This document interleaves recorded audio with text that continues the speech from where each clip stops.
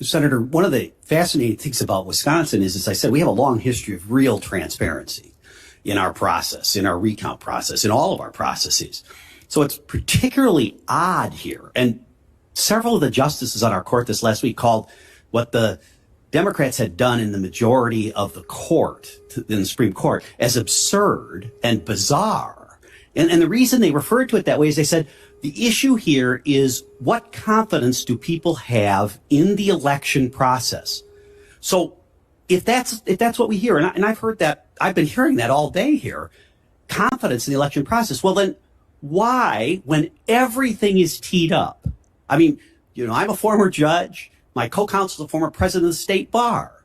We had teed up everything. We absolutely, you knew the names, addresses, wards. You had exact records. And what the Biden campaign did not want the court to do is to actually address the substantive question. That's the holding of the court.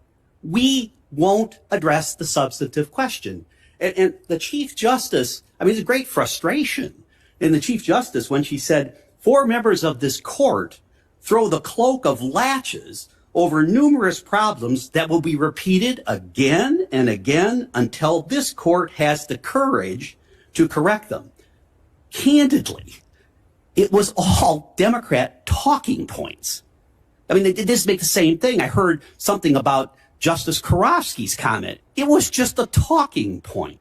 And I guess the frustration you hear from those of us who are serious lawyers, who have taken this seriously, is that when we pose these matters to courts, we expect them to address them.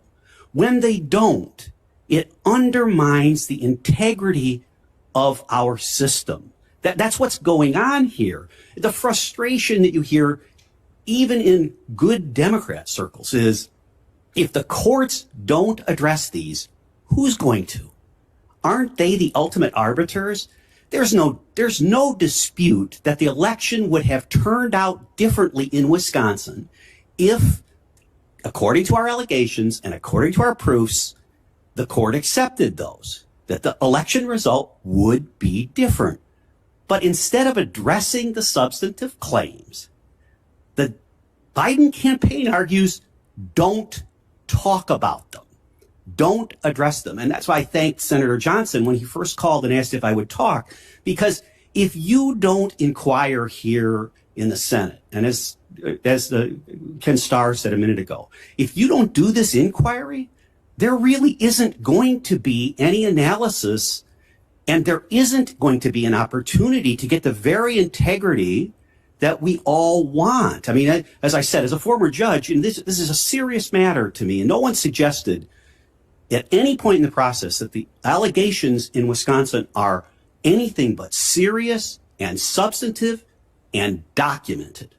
And yet a court takes the Biden line and says, we're just not going to talk about it. And that's just wrong.